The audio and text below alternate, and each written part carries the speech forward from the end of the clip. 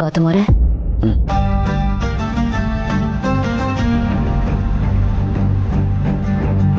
ಏನಾಯ್ತು? ಏನಿಲ್ಲ. ಮತ್ಯಾಕೊಂಥರ ಇದ್ದೀರಾ? ಏನಾಯ್ತು? ಪರವಾಗಿಲ್ಲ, ನನ್ನ ಹತ್ರ ಹೇಳ್ಕೊಳ್ಳಿ.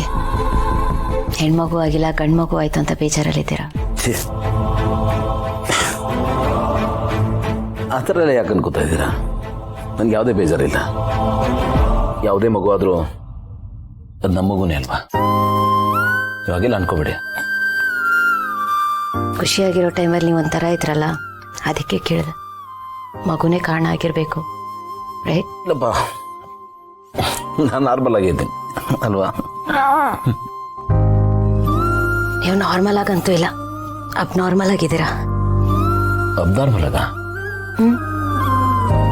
ಮಗು ಅಂದರೆ ಖುಷಿ ಅಂತ ಹೇಳ್ತಿದ್ರಿ. ಮನೆಯವರೆಲ್ಲರೂ ಬಂದು ಮಗುನ ತಮ್ದು ಅಂತ ಮುದ್ದಾಡ್ಸಿದ್ರು. ಆದರೆ ನೀವು ಮಗುನ ಎತ್ತಿಲ್ಲ, ಮುದ್ದಾಡ್ಸಿಲ್ಲ. ಏಕೆ? ಇಲ್ಲಪ್ಪ, ನಾನಾಗಲೇ ಹೇಳಿದ್ನಲ್ಲ, ನಾರ್ಮಲ್ ಆಗಿದ್ದೀನಿ. ನನ್ನ ಕಣ್ಣಿಗಂತೂ ನೀವು ನಾರ್ಮಲ್ ಆಗಿ ಕಾಣಿಸ್ತಿಲ್ಲ.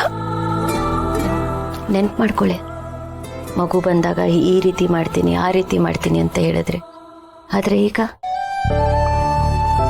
ಈ ಮಗು ನಿಮ್ಗೆ ಇಷ್ಟ ಆಗಿಲ್ವಾ? ಐ ಆಮ್ ಸಾರಿ, ನಾನು ನಿಮಗೆ ಹೆಣ್ಮಗುನ ಎತ್ಕೊಡೋದಕ್ಕಾಗಿಲ್ಲ. I am really sorry. ಅದಕ್ಕೆ ನೀವು ಯಾಕೆ ಸಾರಿ ಕೇಳ್ತೀರಾ? ಇದರಲ್ಲಿ ತಪ್ಪೇನಿದೆ? It's okay. ಏನಾದರೂ ನಮಗುನೇ ಅಲ್ವಾ? ನೀವು ಈ ರೀತಿ ಇರೋದಕ್ಕೆ ಏನೋ ಒಂದು ರೀಸನ್ ಇರಬೇಕಲ್ವಾ? ಅದು ನನ್ನ ತಲೆಯಲ್ಲಿ ಬೇರೆ ಏನು ಓಡ್ತಾ ಇದೆ.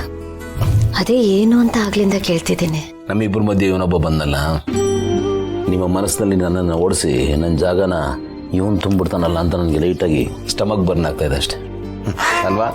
ಜಲಸಿ. ಗೌತಮರೇ, ಇದಾ ನಿಮ್ಮ ಸಮಸ್ಯೆ? ನಾನು ಏನೋ ಅನ್ಕೊಂಡ್ಬಿಟ್ಟಿದ್ದೆ. ನಿಜವಾಗ್ಲೂ ಒಂದೊಂದ್ಸಲ ಭಯ ಪಡಿಸ್ಬಿಡ್ತೀರಾ ನೀವು. ಹುಲಿ ಹೋಯ್ತು ಅಂತ ಅನ್ಕೋತೀನಿ, ಆದ್ರೆ ನಿಮ್ ವಿಷಯದಲ್ಲಿ ಅದು ಇಲಿ ಆಗಿರುತ್ತೆ. ಏನ್ರಿ ನೀವು ನನ್ನ ಸೆಂಟಿಮೆಂಟಿಗೆ ಬೆಲೆನ ಕೊಡ್ತಾ ಇಲ್ವಲ್ಲ? ಅಲ್ಲ, ಆನೆಸ್ಟ್ ಆಗಿ ಹೇಳಿ, ನಿಮ್ಗೆ ಅನಿಸ್ತಾ ಇಲ್ವ ಏನೋ ಅಡ್ಡ ಬಂದ ಅಂತ? ಇಲ್ಲಪ್ಪ, ನನ್ಗಂತೂ ಹಾಗನ್ನಿಸ್ತಿಲ್ಲ. ಗೌತಮರೇ, ಒಂದ್ ತೋಳಲ್ಲಿ ಇವನಿರ್ತಾನೆ, ಇನ್ನೊಂದ್ ತೋಳಲ್ಲಿ ನೀವಿರ್ತೀರ. ಇಲ್ಲಿ ಬರೀ ಪ್ರೀತಿ ಅಷ್ಟೇ ಇದೆ. ಯಾರಿಗ್ಯಾರು ಕಾಂಪಿಟೇಟರ್ ಇಲ್ಲ.